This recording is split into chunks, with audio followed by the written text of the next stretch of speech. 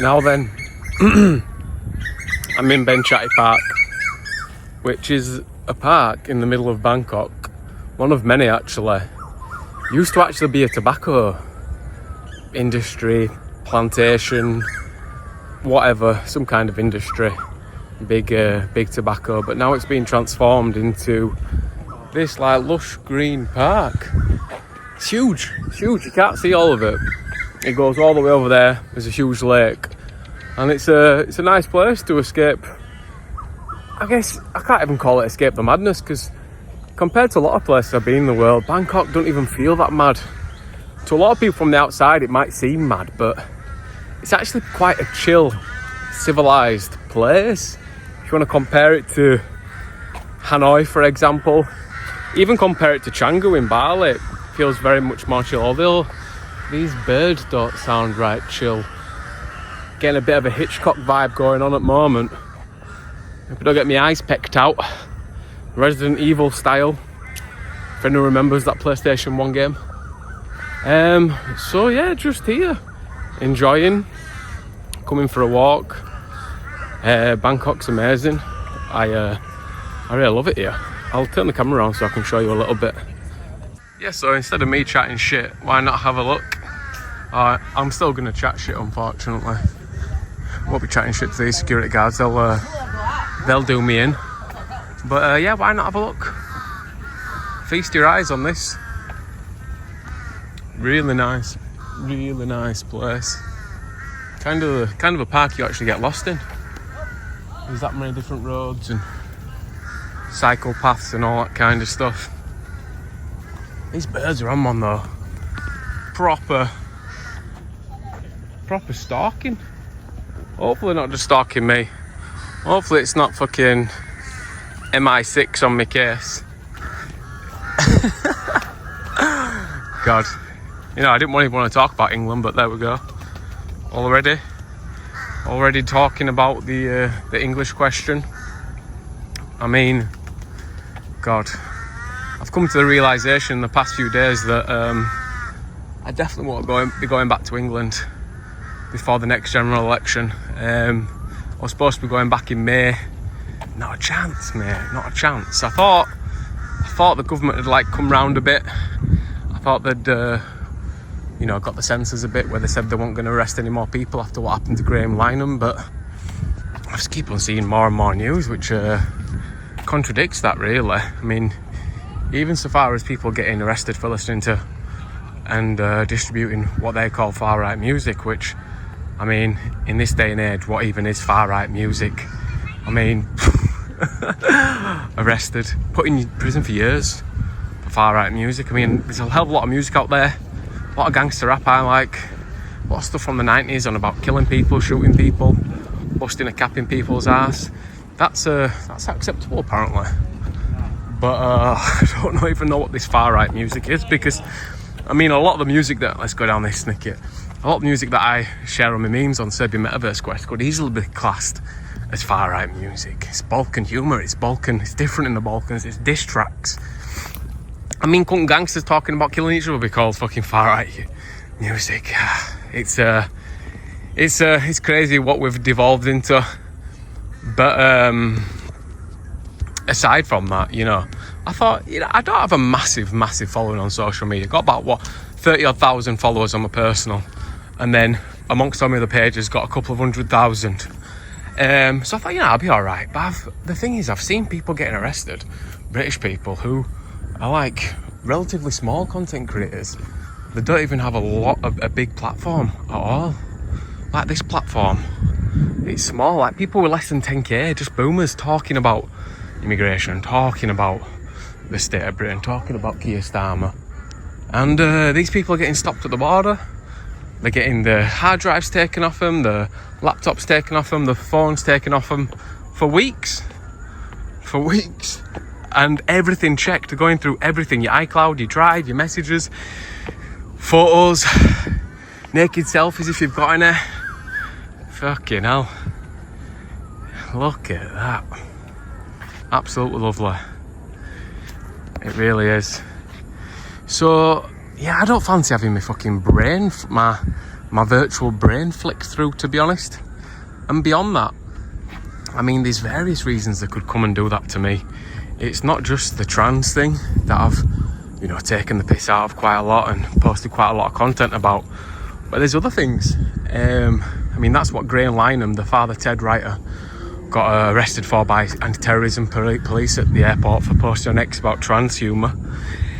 But then, I mean, I've also posted a lot about the dangers of, you know, the ideologies, the religious radicalisation that's happening in the UK, the problems with demographic replacement, which is actually classed by the government as a terrorist mentality now, which is fucking hilarious. And look, everything I say to you right now, I do have sources for. I can give you the links. If you don't believe me, think I'm chatting bollocks, feel free to ask. So even though Piers Morgan a few days ago on Tucker Carlson said, so what, we're getting replaced, and kind of accepted we're getting replaced, you're still classed as having a terrorist mentality if you do believe that the British people, the white British people, are getting replaced. So I've also espoused that. Not only that, I've done a lot of anti-establishment stuff against Keir Starmer. I've done some cheeky memes in the past, poking fun at the royal family. And beyond that, also the whole Ukraine-Russia thing. I've been trying to poke holes and show people that, you know, it's not as clear-cut as baddies and goodies. It's not a Western. I'm trying to make people understand the war didn't start when Russia invaded Ukraine. The war started in 2014 when a Western-sponsored colour revolution took place in Ukraine to put in a more friendly government. But it's a whole concoction of things that I've kind of posted about, and I'm just trying to weigh it all up, really, because look at this, fuck, you know. We've got a beautiful view here. I'll shut up while you're taking the view. My God. Yeah, so it's a whole concoction of things. It's not one or two things I've said. I've got the full bingo card. I mean, I don't even know what else I could say.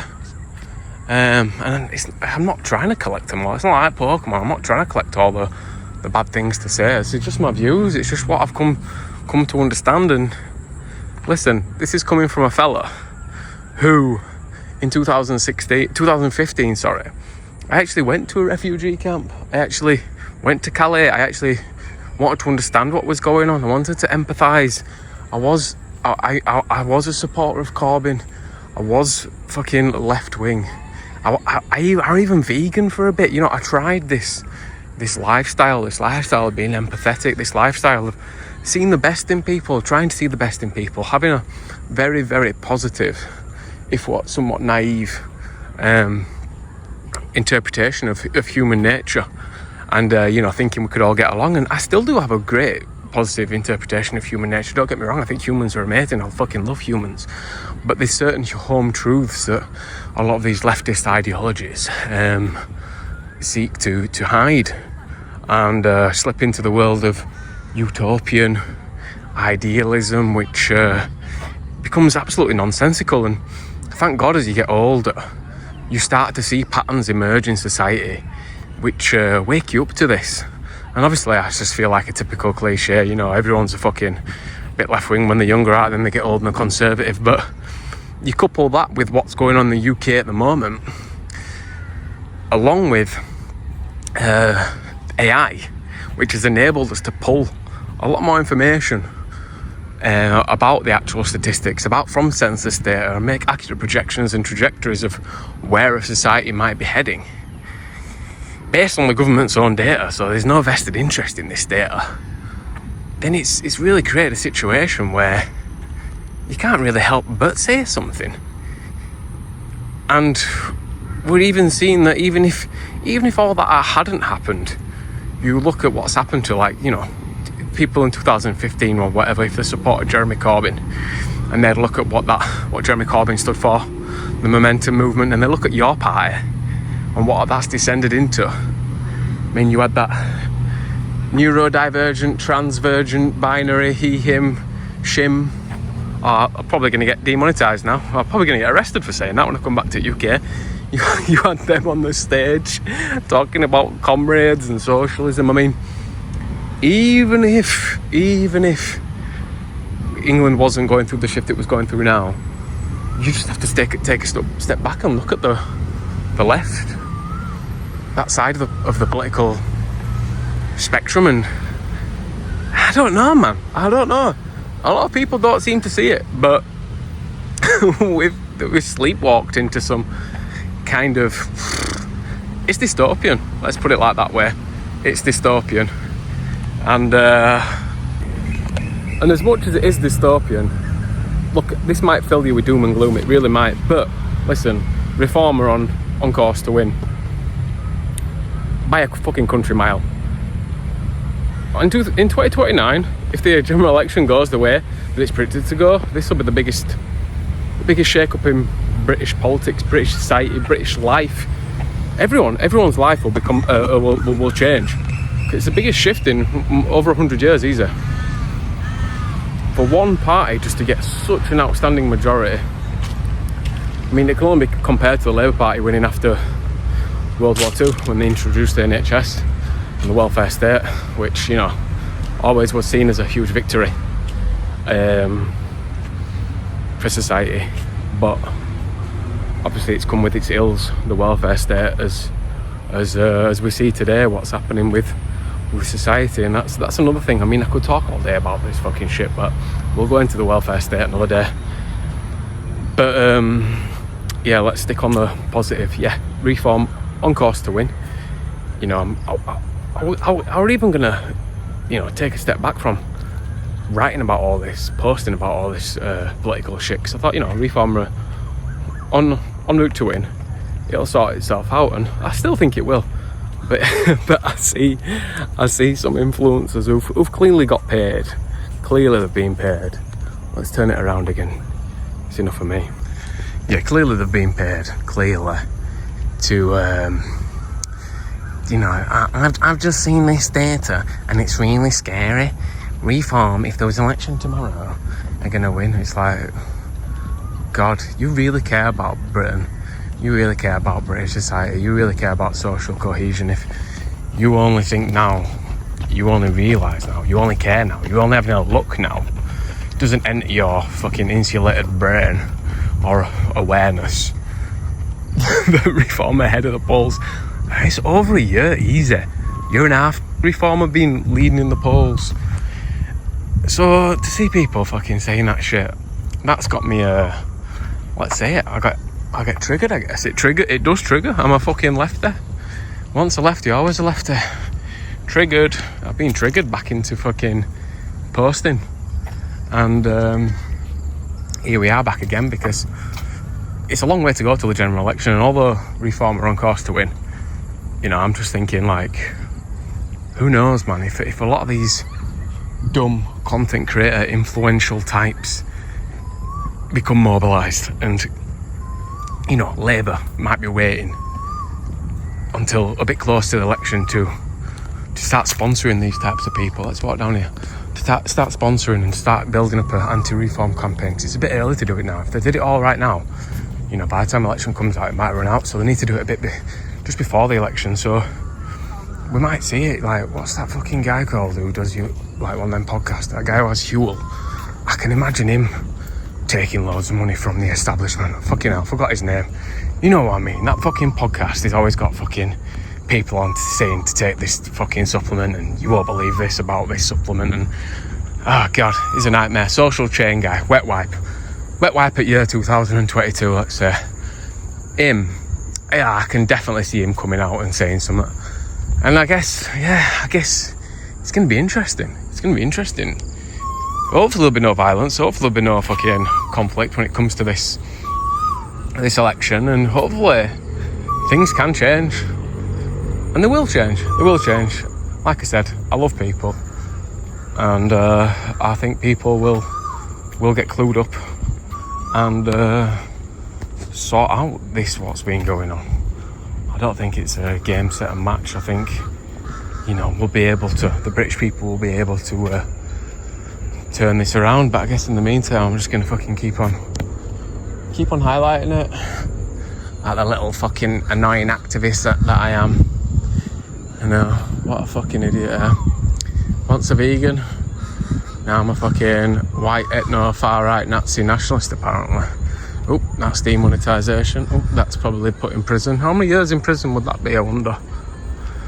So yeah, the moral of this tirade, the moral of this rant is that unfortunately I won't be going back to England. I've got my mate's wedding due, but I've got a collection of all these links, posts and photos and stories of all the people who have been arrested, and when you weigh that up, it's not really worth it. So unfortunately I'll be going back to Europe for a bit,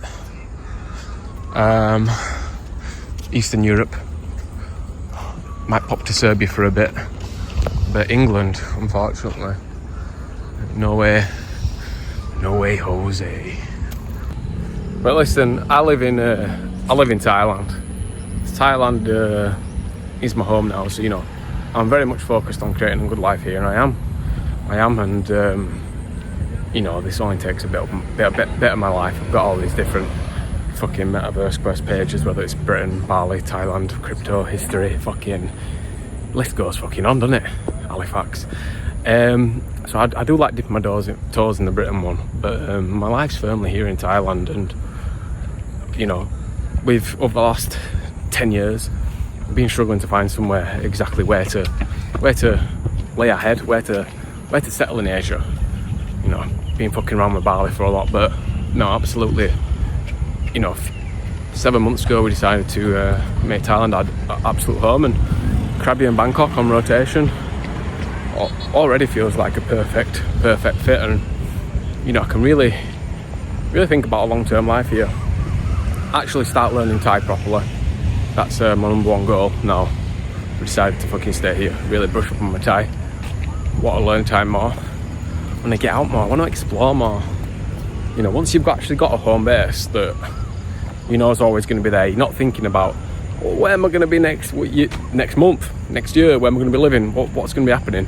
It takes up a lot of bandwidth, always having to think about where the fuck you're going to be living. So now I've got a home base, want to learn Thai, I want to get out into Isan, Songkhla, parts of Thailand that are completely off the beaten track,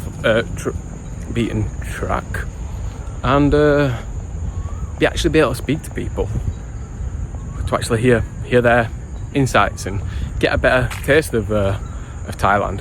Obviously, when you can speak the language, you can talk a little bit deeper. I mean, Thai is one of the more difficult languages to speak compared to Indonesian, for example, but hopefully I can get a grasp of it, and hopefully can get out there and, you know, go back to making some of the videos I used to make. I used to make a lot of documentaries. Made one about Muay Thai, made one about the Kayan tribes in the north of Thailand, and I'd like to get back out there and start doing that. And now I've got a bit of a stable base on the go. It's all systems go, and it starts with this YouTube malarkey. Let's see where this goes. I haven't made a YouTube since the Acapulco video, but quickly realised the amount of time and effort it took to make that, not worth it. I mean, I love doing it. It was worth it, the end product. It was really cool to share that with everyone, and to make it and everything. It was fun, but it's not sustainable to be able to just that be your life. You have to commit to it, and it took around 2-3 months. You could make max 6 a year.